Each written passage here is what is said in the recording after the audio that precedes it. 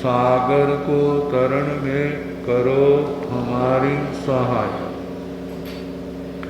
जिन शासन जिन वाणी सदा जयवंत हो। श्रवण सदा अविचल मंगल हो। मुक्ति को प्राप्त श्रवण भगवान महावीर स्वामी, उनकी परम पावन कल्याणी भागवती वाणी वाचक क्रम श्री इंद्रभूति गौतम आदि गंधर्व भगवंत युग प्रधानाचार्य परम पूज्य श्री सुधर्मा स्वामी जी महाराज, उनकी परम पावन पाठ परंपरा वर्तमान आचार्य ध्यान योगी परम पूज्य श्री शिव मुनि जी महाराज एवं गुरुजन सबकी पावन चरण सोचों में मेरा अनंत अनंत बार वंदना नमस्कार।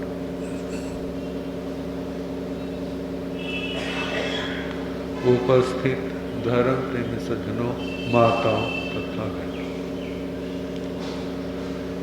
12 भावनाओं में 12वीं भावना धर्म दुर्लभ। संसार में धर्म अत्यंत दुर्लभ है। जैव औषधि है जो आत्मा के जन्म जन्म के रोगों को, कर्म रोगों को नष्ट करने में समर्थ है। लेकिन औषधि तभी लाभ देगी ना जब उसका सेवन करेंगे। ऐसे धर्म भी आत्मा को लाभ कब देगा? जब उसका सेवन होगा, उसका आचरण होगा। तो धर्म करने के लिए भी आत्मबल की जरूरत है। बिना आत्मबल के धर्म नहीं हो सकता। आत्मबल है, आप हर किसी की बात को सह सकते हैं। आत्मबल है, आप सेवा कर सकते हैं, साधना कर सकते हैं। आत्मबल नहीं है तो कुछ भी नहीं कर सकते। तो धर्म की आराधना के लिए संक्षेप में विशुद्ध स्वरूप तो पहले यही आता है। एक जगह बैठ जाओ, किसी का बुरा सोचना नहीं, बोलना नहीं और करना नहीं। लेकिन बात आती कितनी देर बैठे रहो, कितनी देर बैठे रहो, बैठा नहीं ना जाएगा। फिर कहते खड़े होंगे, चलेंगे। जीवन को चलाने के लिए कुछ ना कुछ तो करना होगा ही। बिना किए तो जीवन निर्वाह होगा नहीं। जीवन चलाने के लिए एक ज्ञानी भी प्रयास करता है, अज्ञानी भी प्रयास करता है। अब बताया है जीवन चलाने के लिए जो क्रियाएं की जाती हैं वहां पर बंद भी होता है। ऐसा नहीं है हम काम करें और कर्म का बंद ना हो। अब कर्म बंद के कारण क्या है और नहीं के कारण क्या है, तो बताया जाता है यदि हमारे क्रियाकलापों में विवेक है, समझ है, यत्न है, यदि पूर्ण रूप से नहीं तो हम ज़्यादा से ज़्यादा अपने आप को पाप से बचा सकते हैं। और यदि विवेक नहीं है फिर कैसे बचेगा? विवेकी व्यक्ति पूर्ण रूप से भी अपने आप को बचा सकता है, नहीं तो ज़्यादा से ज़्यादा जितना संभव है वो बचने का प्रयास करेगा। अब पाप से बचने का प्रयास ही तो संयम है। पाप से बचना बचने का प्रयास करना वही क्या है? संयम है। अब ये त्रिवेणी है ना, तीनों चीजें जो है जो एक दूसरे को बल देने वाली, अहिंसा संयम और तप को बल देती है।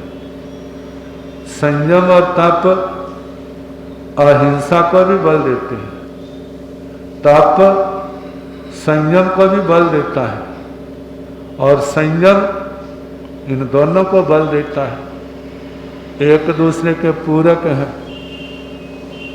अहिंसा का पालन करेंगे, हमारे अंदर शक्ति पैदा होगी, उसके द्वारा संयम हमारा बढ़ेगा, तपस्या बढ़ेगी।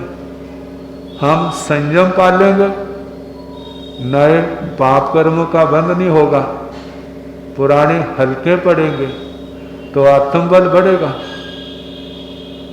जितना आत्मबल बढ़ेगा, जितना संयम है, उसको पालने में जोर भी तो लगता है, और वो जोर ही क्या है?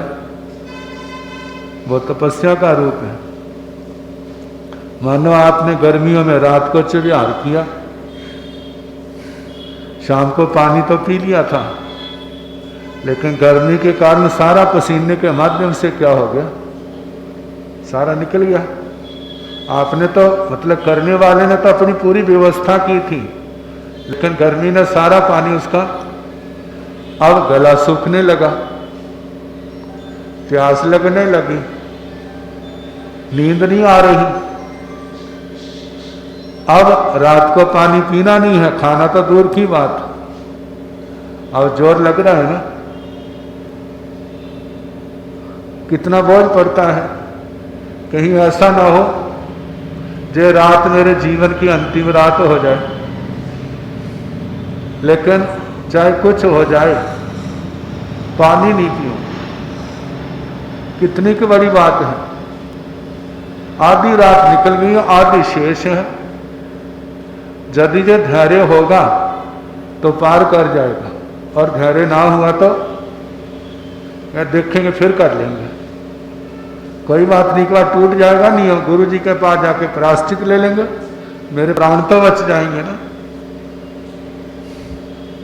मतलब जोर लगाया है, वो तपस्या हुई, कितने कर्म कटे, और जिसने नहीं लगाया, तोड़ दिया है, तो उसका रह गया, उस लाभ से वंचित हो गया। तो ये अहिंसा संयम तप त्रिवेणी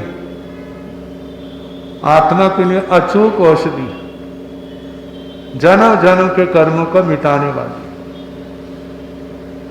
अब लंबी बीमारियां होती हैं तो उनके लिए लंबे समय का इलाज भी चाहिए, और ये देखो कर्मों की बीमारी कितनी लंबी है, कितना समय हो गया, अनादि काल से इसी संसार के अंदर चक्कर खा रहे हैं, लेकिन वो रास्ता, दुनिया के रास्ते तो मिल रहे हैं, लेकिन आत्मा के कल्याण का रास्ता नहीं मिल रहा।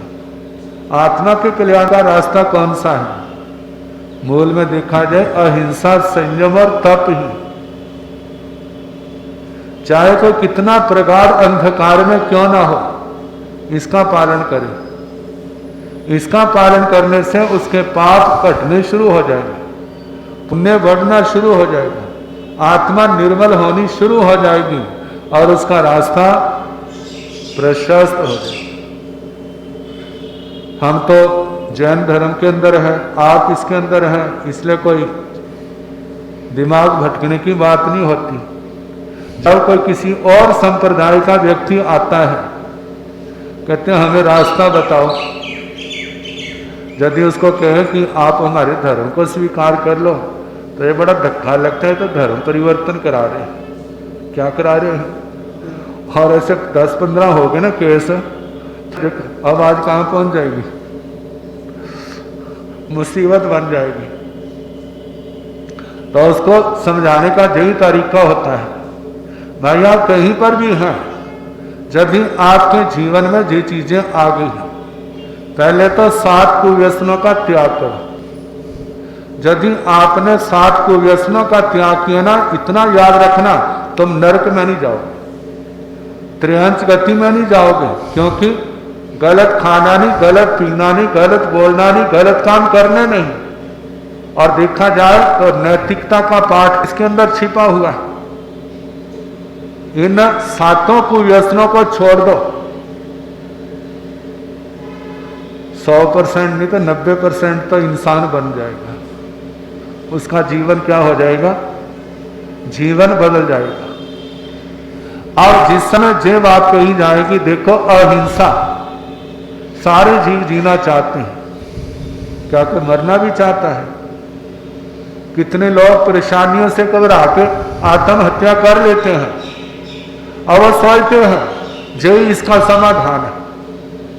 लेकिन गुरुजन कहते हैं ये समाधान नहीं है। तुम्हारे कर्म तो नहीं कटे, जिनके कारण से मुसीबतें आई हैं, तो मरने के बाद भी वो कर्म तुम्हारे साथ ही रहेंगे।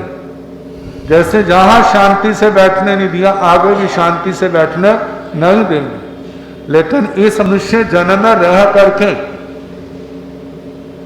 मरने की अपेक्षा अच्छा किसी तीर्थ स्थान पर चले जाओ, किसी संत के स्थान पर चले जाओ, वहां पर सेवा करो, तपस्या करो। जहां पारमार्थिक स्थान है, जहां पर सेवा के कार्य करते हैं, वहां सेवा करने लग जाओ। उस सेवा से कम पुण्य वाणी में तो वृद्धि होगी, पाप कर्म तो कटेंगे, आपका समाधान हो जाएगा। अब नहीं, समय आने पर, क्योंकि जब पाप कट रहे हैं, पुण्य बढ़ रहा है, तो पुण्य के कारण से उसकी समस्याओं का समाधान आने वाले समय में हो सकता है और होगा। और यदि आत्महत्या कर ले फिर तो भूत प्रेत ही बनेगा, फिर उसको शांति कहाँ मिलेगी? भटकेगा। तो अच्छा है रहते जीवन में हम ऐसा काम करें, हमारी जन्म जन्म की समस्याएं क्या हो जाए? दूर हो जाए। तो वो कौन सा रास्ता है? वो अहिंसा का है, वह सत्य का है, चोरी के त्याग का है, ब्रह्मचर्य का है, सदाचार का है, अपरिग्रह का है, सहने का है, विनम्रता, सरलता, संतोष का रास्ता है। जब किसी के पास देखा जाए तो परमात्मा के घर का रास्ता तो यही है। परमात्मा के घर का रास्ता कौन सा है? वहां कोई सड़क थोड़ी जाती है, यही रास्ता है। अहिंसा, सत्य, स्नेह, ब्रह्मचर्य, अपरिग्रह, क्षमा, विनम्रता, सरलता, संतोष, समता, इन गुणों की आराधना ही परमात्मा के घर का रास्ता है। हम ईमानदारी के साथ यदि इनका अभ्यास करते हैं तो अवश्य एक दिन उस घर में पहुंच जाएंगे। कहा ये गुण एकदम आ जाएंगे, ऐसा संभव नहीं है। इनके लिए साधना, इनके लिए अभ्यास की जरूरत है। एक बच्चे ने कायदा पढ़ना होता है तो कितनी मेहनत करनी पड़ती है। जब मेहनत करता है तो सारी किताब उसके ध्यान में आ जाती है। ऐसे बढ़ते बढ़ते मेहनत के कारण से कहां तक पहुंच जाता है। इसी प्रकार इन व्रतों का जो सम्यक प्रकार से पालन करने वाला है, वो भी एक दिन परमात्मा के घर पहुंच जाता है। उसको कोई रोक नहीं सकता। लेकिन इन बातों को हमारे जीवन में, हमारी आत्मा में स्थान होना चाहिए। जहां पर किस नाम कोई लगा दो, नाम इसके ऊपर कोई लगा दो। जब ये चीजें हैं तो कल्याण होगा, और जब ये चीजें नहीं हैं तो कितना बड़ा नाम क्यों न लगा दो। जब रोगी के पास दवाई आती है और उसके अंदर जो जो तत्व है, यदि उसके अंदर पूरे हैं, कंपनी का नाम चाहे कोई हो, वो खाने वाले को क्या करेगी? उसके रोग को नष्ट करेगी। और मानो बड़ी कंपनी का नाम तो लिख दिया और बीच में राख भर दी, तो क्या वो ठीक करेगी? वाला वो ठीक करने वाला ठीक नहीं होगी। इसी प्रकार कहा है, मूल में इस आत्मा का सुधार और उद्धार करने वाली मूल में बातें कौन है? इसका नाम चाहे कोई कर दो, यदि जो है किसी भी संप्रदाय में क्यों ना हो, उसका उद्धार, उसका कल्याण अवश्य में होगा। लेकिन जरूरत किसकी है? इनका हम अभ्यास करें। तो पहली बात चली अहिंसा, और दूसरी बात है संयम की। संयम का मतलब जब जब जिन जिन क्रियाओं से हमारी अहिंसा प्रभावित हो, उन क्रियाओं का त्याग करना। जिन जिन क्रियाओं को करने से हमारा जो दया व्रत प्रभावित होता है, उस और कदम बढ़ाने से रुकना। रुकेंगे तो हमारा संयम सुरक्षित है, नहीं रुकेंगे तो ना संयम सुरक्षित होगा, ना अहिंसा सुरक्षित होगी। तो अब वो कौन कौन सी चीजें हैं? 17 चीजें तो मोटे रूप में है। हिंसा, झूठ, चोरी, कुशील, परिग्रह, 5 इंद्रियां, 4 कषाय, क्रोध, मान, माया और लोभ। फिर मन, वचन, काया, क्योंकि मन की क्रिया, वचन की क्रिया और काया शरीर की क्रिया है। यदि इनके अंदर यत्न है, विवेक है, तो धर्म बन जाता है, संयम बन जाता है। यदि यत्न विवेक नहीं है तो जी असंयम और अधर्म का रूप धारण कर लेते हैं। तो अहिंसा की रक्षा के लिए भगवान ने संयम का उपदेश दिया। कहते रुको। कहाँ से रुको? पाप से रुको। जितना पाप से रुकोगे किसकी रक्षा होगी? कहते हैं दूसरे की। तुम्हारे रक्षा करने से रक्षा नहीं होगी, उसकी रक्षा तो उसके अपने पुण्य से होगी, उसके अपने धर्म से होगी। जिसका मरने का समय आ गया है ना, आपने तो छोड़ दिया, उसको कोई दूसरा पकड़ लेगा, तीसरा पकड़ लेगा, चौथा पकड़ लेगा। आपने उसकी रक्षा नहीं की, उसकी रक्षा तो उसके पुण्य कर रहे हैं, लेकिन आपने जो रक्षा की है उससे आपने अपनी रक्षा की। अपने मारे को क्या किया है? प्रशस्त किया। जयंत रामायण में एक प्रसंग आता है। कोई संत ध्यान में खड़े थे, तो एक व्यक्ति ने देखा और देखते सारी गुस्सा आ गया उसका, और गुस्से में आकर के ना उनका वध के लिए, मारने के लिए तैयार हो। संत खड़े, जैसे वो मारने के लिए आ रहा है, उसी समय कोई दूसरा व्यक्ति आ गया और उसने उसको रोक दिया। कहते देख, तैने शस्त्र चलाया ना, इसी शस्त्र से तेरी गर्दन फिर मैं उतारूंगा। और उसने देखा ये तो मेरे से बड़ा आ गया है, प्राण तो प्यारे होते हैं। उसको प्यार से समझाया और उसको क्या कर दिया, वहाँ से विदा कर दिया। भाई संत किसी के इनके साथ कोई लेन देन नहीं होता बिना कारण से। क्या इन्होंने तेरे कुछ कहा? कहते कहा तो कुछ नहीं। कहते फिर क्या हुआ? फिर तो इतना बड़ा निर्णय लेने लगा है, ये तेरी कहाँ की समझदारी? उसको एहसास हुआ। जब एहसास हुआ तो प्रश्न करने वाले ने प्रश्न किया, कहते उसके मारने के भाव क्यों आए और उसने बचाया क्यों? कहते जिसको मारा था उसके मारने के भाव आ गए। उस जो संत है, आज संत है, पूर्व जन्म में संत थोड़ा था।